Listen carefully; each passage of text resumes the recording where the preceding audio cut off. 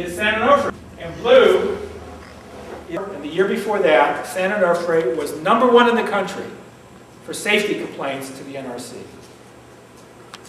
And you have to understand the significance of this. They're complaining to the NRC because they're too scared to complain to their management.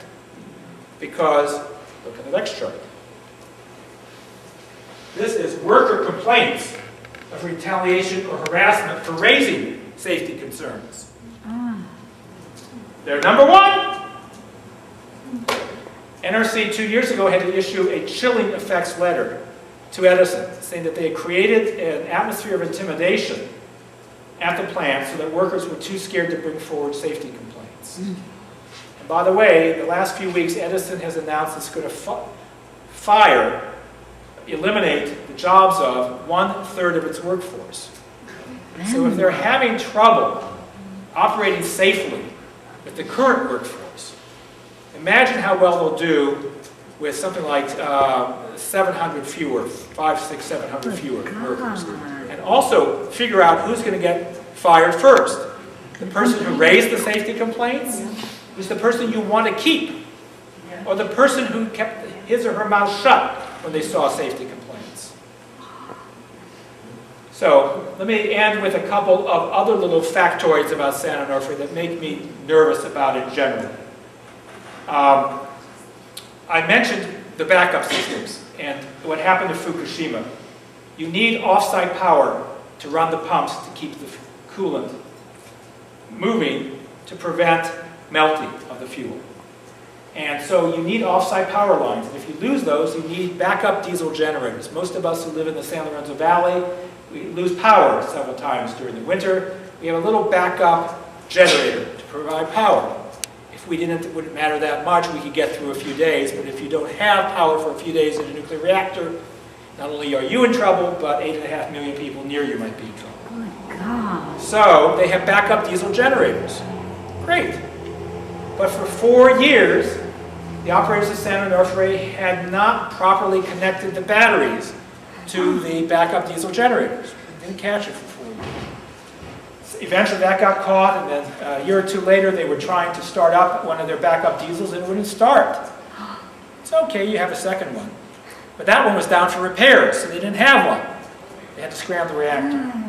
But my most favorite story is that for 5 years, hourly fire watches. What? It's supposed to every hour go out and check to make sure there's not a part of the reactor burning. The reactor complex. Every hour you're supposed to do that. For 5 years, the hourly fire watches weren't done. The log documenting the fire watches was fabricated, not for a day or a week or a month, but for 5 years, without the operators, the management, the superiors supposedly catching it. And the only reason there were supposed to be fire watches in the first place was because in the 1970s, there had been a terrible fire at the Browns Ferry reactor, and they had almost lost control of the reactor. And so the NRC ordered all reactors in the country to replace wiring that could catch fire and to put in barriers so you didn't have one set of wires close to another without some kind of a barrier or distance. Edison resisted. And 3 decades later, they still haven't done it. What they told the NRC, and the NRC said fine, is we'd like to have a waiver or an extension for another year or two. But don't worry, we'll put in place compensatory measures, a lovely phrase, which simply means we'll put in place fire watches, which for 5 years they didn't do.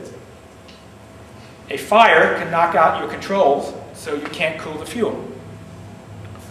A earthquake, a fire, other event, terrorist event can take down your off-site power.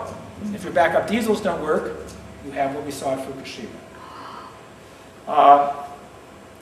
In addition, San Onofre is very close to a complex of earthquake faults that the Coastal Commission and the Energy Commission say appear capable of larger and more frequent earthquakes than the reactor was designed for. Fukushima was designed for an earthquake vastly less large than what destroyed it. The same thing can occur in Southern California. So you have the perfect storm. A reactor next to an earthquake fault complex larger than the reactor was designed to withstand. And you all remember, many of you have heard me before, that I love this definition. David Brower's definition of a nuclear reactor. A nuclear reactor is a complex technological device for locating earthquake faults in California. Everywhere you build one, you find a fault. So you have a large earthquake fault complex next to it, more capable than the reactor is designed to withstand. You have the second largest population surrounding any nuclear reactor in the country, second only to Indian Point outside New York City. So the consequences of something going wrong are immense. 8.5 million people within 50 miles. You'll remember that the NRC recommended evacuating Americans 50 miles from Fukushima, but the evacuation zone in the United States from the same agency is 10 miles. Oh. And it doesn't matter, how would you evacuate Southern California anyway? You can't move without it, even without a meltdown occurring. The freeways are always jammed anyway. So you have an earthquake complex, you have a very high population nearby. You have a management structure that is broken, a safety culture that is sick, that retaliates rather than rewards complaints, that suppresses things, that lies about important safety matters and tries to cut corners. And then add on top of that, you have very crippled steam generators that have broken in a year or two when they should be capable of operating for decades. And a company that wants to start them up without fixing them. And quite literally hope for the best. And even that's not bad enough. They want to do that without a hearing and without a license amendment. And the decision to avoid a license amendment and to avoid a hearing is what got us into this mess in the first place. It's $1 billion error just on the dollars, forget the human lives. If they had gone through the license amendment process, if there had been a hearing, it is possible this issue would have been detected. NRC, after the fact, reviewed the computer model from Mitsubishi and concluded that it was wrong, that it underestimated steam flows by a factor of 400%. Well, if NRC staff can review the computer model after the steam generators were put in, they could have reviewed it before they cut holes in the containment structures, before they put these in it, before they ran them, and one of the tubes burst. So they seem not to learn from history. Friends of the Earth, Natural Resource Defense Council, have petitioned for a hearing, an evidentiary hearing. What would you do if you were NRC staff and Edison to show that you really were serious about looking at whether this was safe? We'd say, fine. What did NRC staff and Edison do? They each individually submitted pleadings that looked as though they had been written by the same entity, or that the NRC staff was behaving as though they were co-counsel with the utility they were to regulate, and which they argued that there should be no hearing. You know why? Because NRDC and Friends of the Earth had not filed their request for a hearing electronically. Now you have to understand that the lawyers for Friends of the Earth had contacted NRC staff and asked for the access code to the electronic system so they could file electronically.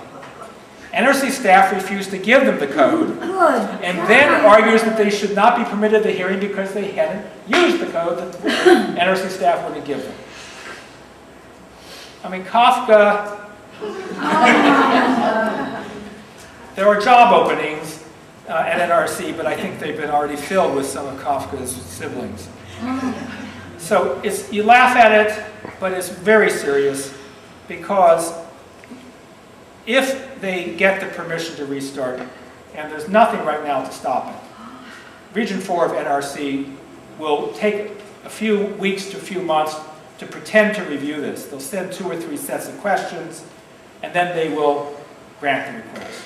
They may attach one or two trivial conditions to make it look like they've done something. But that plant will restart. And it may be okay. I mean, it ran for 22 months and was getting some damage. Running for an additional 5 is an increment above that. And then another increment, and another increment. You know the old story. You walk halfway to the wall, and halfway to the wall, and halfway, you never get there.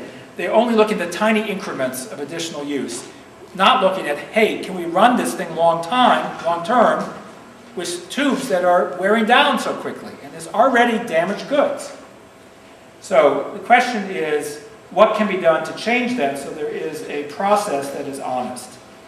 And the only answer I can give you in closing is that an informed citizenry can make a difference. We've seen this many, many times before. Senator Boxer chairs the Oversight Committee for the NRC. Senator Feinstein chairs the Appropriations Subcommittee for NRC. And Jerry Brown has the power to say to the Public Utilities Commission and the Energy Commission, no. None of those things are happening quite yet. And that is because, in part, of the power of utilities, and part because there is not sufficient voice from the public to make the political figures listen. You all remember that politicians, even those who have substantial ethical cores, in some sense are also trying to figure out which way the wind blows. And that tells us that we must be a force that is showing where that wind is. Yes. In the absence of it, San Onofre will start up. It'll run for 5 months, and maybe something will happen and maybe won't. They'll shut down for a little bit, look at it, and there'll be very minimal, not minimal, but marginal difference to run for 5 months compared to the previous 20, so there's not going to be much to see anyway. They'll start out for a longer period, and maybe they can limp along for a couple of years that way. Or maybe a bunch of tubes start to burst, and those tubes bursting propagate, and those propagate, and we have a major problem. Or there's an earthquake that occurs at a time when you have weakened steam generator tubes. Remember, they're already very thin. Now they've been thinned further. And that was from 1997 to 2012. And he gave you the statistics on the 25 plants. So I thought, well, this is going to be pretty easy. You know, I'm used to doing research, and I'll just go and look these things up. And it really probably will, I don't know, maybe it'll take like a weekend, something like that. Well, like, I can't tell you how long it took, because it's so hard to get the information from the NRC on their website. If y'all would like to go look at it, it's nrc.gov. And has anybody here ever gone to their website and looked for documents? It's really hard, isn't it? Yes, because you look at them and they talk about how transparent everything is and so forth, and then you get to actually try to find them, and it's just a very difficult process. But if you ever want to, I don't know, if you ever can't get to sleep one night or something like that, you might just try to do it. And really, literally, I used to almost, sometimes I would just get in kind of this daze, and I would start to fall asleep, and I would think how boring it was to do this research. And then I would kind of snap up and I go, oh my God, what am I talking about? This is about something that could have horrible impacts. If something were to happen, it could kill so many people. And it kind of made me think about that idea that there's so much banality in, I hesitate to use the word evil, but I think if anything in this world is evil, I would have to say this kind of manipulation about nuclear energy and the misuse of it. Still, there were over a quarter of the plants that didn't even have any wear on their tubes whatsoever. And when I say that, I'm not trying to say that these plants are therefore safe. I'm just saying, as far as their tubes were concerned, there wasn't any wear. And then Dan mentioned how thin the tubes are, but he didn't say exactly how thin they are. And when I found out, I was really shocked, because they are like some 4/100ths of an inch thick. Oh, God. Yeah, and then when you think the usual plugging level is like 40% through wall before you absolutely have to plug a tube. But that is one thing I was pleased to notice, is that a lot of the nuclear power plant operators actually do plug the tubes earlier. And that's one thing I want y'all to be careful about, because Southern California Edison is saying that, oh well, we didn't really have to plug all the tubes that we plugged. Remember, they plugged 510 in San Onofre 2, the plant they want to start again, and over 800 in San Onofre 3. And so they're trying to make it, their spokesman, Jennifer Manfrey, recently said that we only had to plug 6. Only 6 were above this threshold level. And yet, so I thought, well, I'll go through all these reports and I'll see how many other had to be plugged because they're over threshold level. Well, out of all these other 25 plants that I looked at, there was only 1 tube in 1 plant that was over the threshold level. So, waved in the air by Senator Boxer at a Nuclear Regulatory Commission, at a hearing with the Nuclear Regulatory Commission of her Senate committee. She said, "This is very important. I want each one of you commissioners to right now commit on the record that you will review it and that you will meet with my staff to address its issues." I just wanted to hear, can we do that? Yeah. And then there was press coverage throughout the state of the report. So I want you to understand that if students can do this, if we can do this, we can end up having some impact. Here from Santa Cruz, a study was done that was then waved around in Washington and was covered by newspapers throughout the state. So we can try to get the facts out, and facts sometimes have power. I want to introduce our last speaker and try to put who will try to put in context what we've been talking about regarding San Onofre. Nuclear power is a troubling technology, in part because of the intermix between pure engineering, which is relatively free of extraneous forces. Either the pressure will work or the pressure won't. It's empirical. But there are oftentimes other factors that interfere with those engineering judgments. And our speaker, Dale Bridenbaugh, spent his career as a nuclear engineer, rising to be a manager at General Electric's nuclear division. And he and 2 colleagues, in 1976, became troubled about problems related to the boiling water reactors that GE was manufacturing, in particular the Mark I containments. They became concerned that the modeling that was being done, does this sound familiar, wasn't taking into account real conditions, and that in a real accident, the BWR Mark I containment could fail, causing massive release to the environment. They took that issue to their superiors, thinking perhaps that this is an engineering concern, a safety concern, our superiors will do the right thing. Superiors didn't do the right thing, wanted to suppress the information. And with great courage and a substantial human cost to himself and his wife, who's here as well, their family, Dale and his 2 colleagues, their families, chose to resign publicly, testify before Congress, and raise the issue publicly. They are, in some sense, like those red lines that we saw in those last 2 charts. People willing to raise a safety concern despite the risk of intimidation or retaliation or other effects. And the sadness about it all is that the alarm that Dale raised, I would like to say was wrong. That the Mark I was just fine as a containment, and that they were just pushing a procedural issue that if they had done the analysis would have shown that the containment would withstand the problems. And the sadness is that Fukushima, which were boiling water reactors, Mark I containments, GE design, I believe the first one was actually built by GE, those containments failed, one after another, because those small Mark I containments could not withstand the pressure from a real accident. Exactly as Dale had warned decades ago. And if that warning had been listened to, maybe what happened to Fukushima wouldn't have happened.